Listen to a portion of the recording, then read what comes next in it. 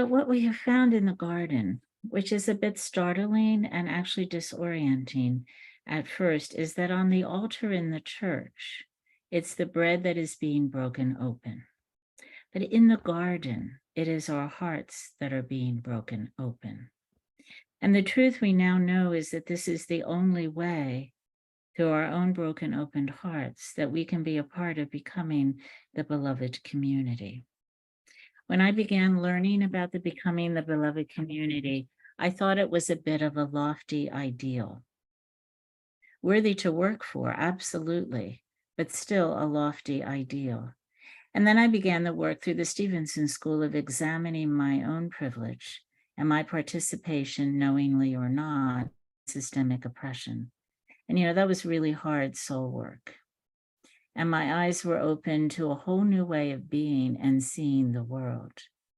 But what has happened in the garden has taken this all a step further, and from an ideal to a reality. And it happens because each time we're in the garden, our hearts get shattered. We sit in the holy presence with others, and we hear their life stories of abuse and violence and poverty and injustice. And when we can be spiritually steady enough, when we can sit there long enough in the conversation, our heartache turns to our hearts being broken open, and we know this is the only way that something new can emerge. The Holy Spirit is birthing a new garden, and it's amidst pain and joy into the birthing process. And like with human birth, when new life, renewed life, as God desires, happens, it's a miracle to behold and to live into.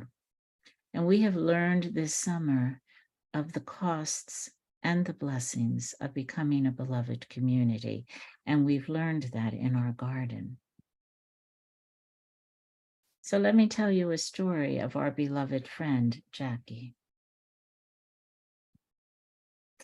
Jackie, a beloved friend who lived next door at the community care shelter, who in her later years was bereft of everything and everyone in her life, including her very last possession, a set of artist tools, paints, and papers, which drifted out of her life when her car was impounded with those things in it. She doesn't know or doesn't remember where her car is, nor could she afford to pay for its release if she did know. But these were tools of her identity. But this was a woman who found a new identity, a new purpose, a new place of beauty, a new community to engage with in our garden. Every day she came over and delighted at the changes in the garden, some of what Jessica shared so beautifully, the new growth in the vegetable plants, the delight in the budding flowers, and sitting by the fountain and letting the sound of the running water soothe her soul. And she dreamt of painting the fountain with the bright red geraniums in pots below, for the beauty just took her breath away. And every day she sat by the roses and she tended to them. And she watered them and pruned them and loved them. And eventually, with a chuckle, would call them her roses. So we saw a shift in the way of her being because she was again among beauty, among growing things, among a community who noticed her. Jackie vanished one day, to our heart's dismay, off to another shelter, presumably. And one of our parishioners gave her a set of art supplies. So we hope she's painting memories of a garden and a community that changed her life. Our work to become the beloved community with our neighbors, that started with our Shape by Faith exercise. And we were called to walk around the neighborhood and notice what we saw. And this is what we saw. We saw poverty and neglect and a lack of beauty and despair. And so I'd like to read to you a piece written by a member of our Shape by Faith task force, which articulates a transformative moment in our own work of becoming a part of the beloved community by creating a community garden. When we began the Shape by Faith project, we were asked to take a walk through the neighborhood around our parish. and look at what there was around us. Actually, the assignment was to look at what God was already doing in the neighborhood and meet God there. Well, we took our walk, and when we came back, we reported to each other that what we saw was poverty and despair, broken sidewalks, crumbling paint on the windows of rental houses, no yards for children to play. And we felt so bad that we hadn't even noticed these conditions right outside the walls of our parish. So we started talking about what we could do for them.